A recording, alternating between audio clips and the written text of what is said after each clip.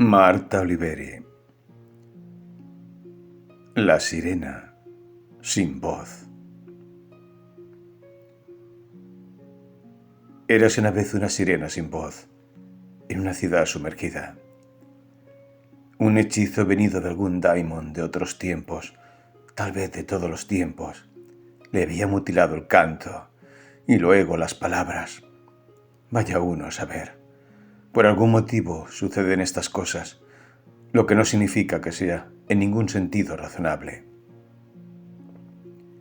En la ciudad de su infancia, ella había soñado que era una niña corriendo por las orillas de un océano infinito, bajo el sol del alba que inauguraba su vida.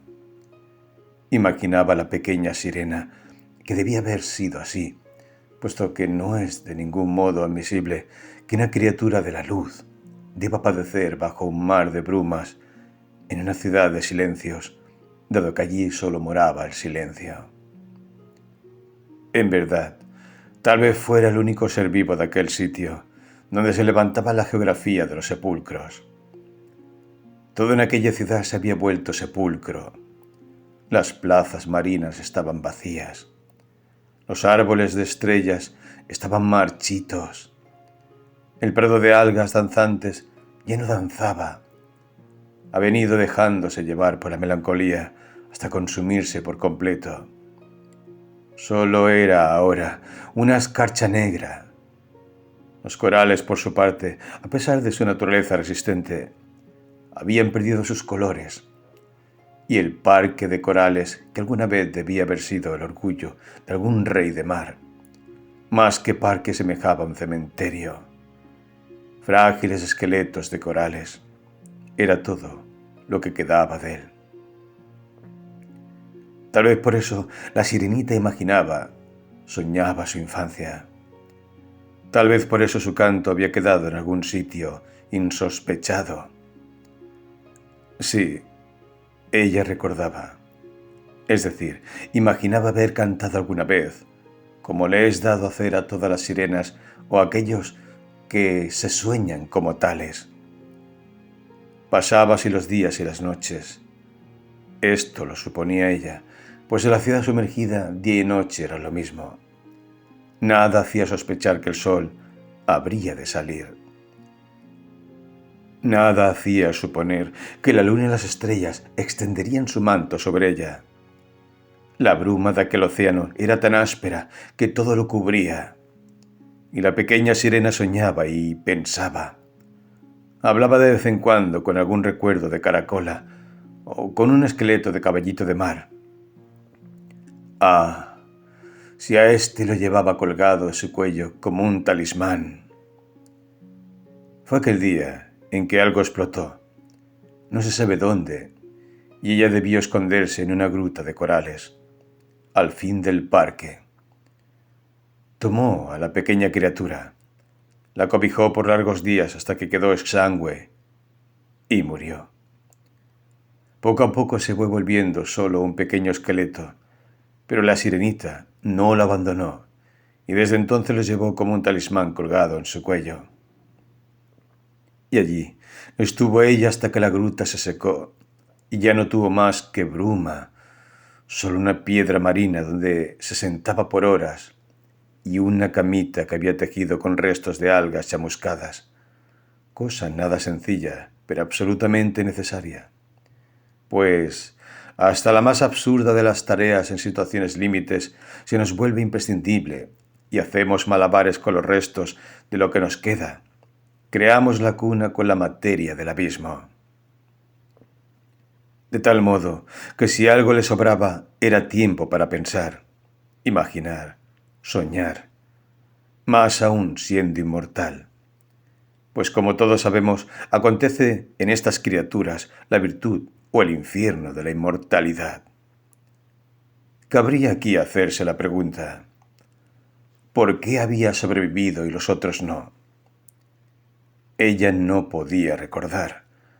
Solo una explosión en el espíritu de todas las cosas y después el silencio.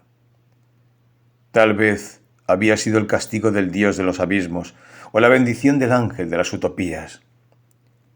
El caso es que los pensamientos se agolpaban en ella como piezas de un rompecabezas difícil de armar. Finalmente concluyó. Debí hallar la manera de recuperar la voz perdida. Absolutamente, aunque se supusiera que había nacido sin voz.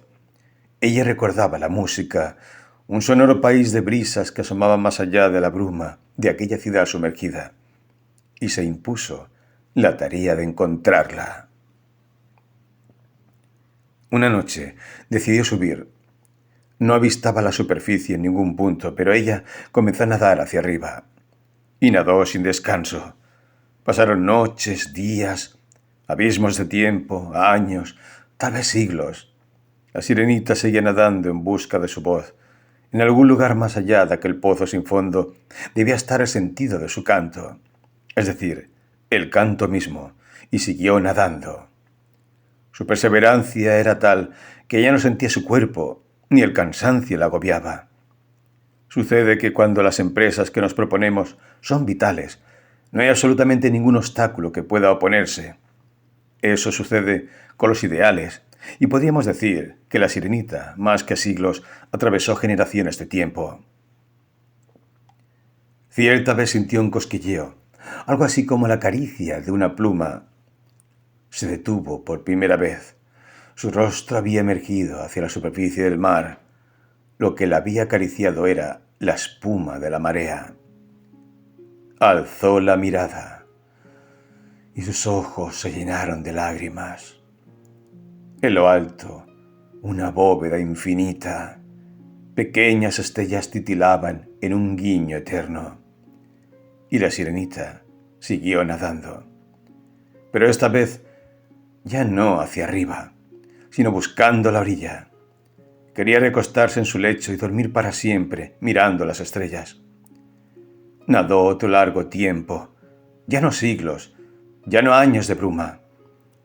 Nadó bajo la noche acariciada por las olas, por la brisa, sacando los brazos, hundiéndose y emergiendo una y otra vez. Entonces aconteció la luna. Jamás la había visto. Sin embargo, la recordaba. Era blanca, plateada como el cuerpo desnudo de una diosa del mar. Inmediatamente se enamoró de ella. Luna, lunita, ¿qué ha sido del canto de la sirena que habita en el mar de las brumas? Y así, preguntando con su pensamiento que no llegaba a su garganta, poco a poco conquistó la orilla. Allí cayó exhausta, acostada de cara al cielo con los ojos muy abiertos, sin dejar de preguntar. Luna, lunita, ¿qué ha sido del canto de la sirena que habita en el mar de las brumas? Y finalmente se quedó dormida. El dios Morfeo la arropó con sueños deliciosos. Mientras tanto, en Píreo, el cielo estrellado iba mutando su mapa de constelaciones. Allí debía estar el secreto, puesto que hasta el más obcecado de los misterios alguna vez se nos habrá de revelar, y el cielo estrellado llamó a Orfeo, ahora vuelto contorno. Y como un haz de luz, Orfeo dejó caer su lira a los pies de la sirenita. Allí se habían alojado todas las voces acalladas de los poetas y también los cantos muertos de las criaturas del mar.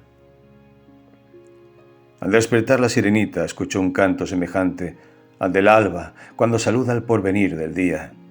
Un canto con destellos y suaves armonías que quedaban suspendidas como la luz que se aloja en el cielo.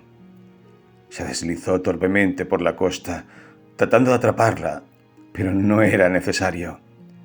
La voz entró por su garganta e inundó su pecho, haciendo vibrar por primera vez sus cuerdas vocales. En lo alto de la constelación de Orfeo, le echó un guiño, y el cielo estrellado hizo parpadear una a una sus estrellas.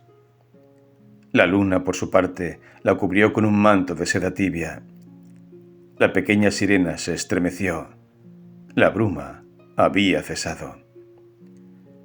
Era la luz que se iniciaba, el canto que regresaba al corazón de las criaturas luego de la última explosión.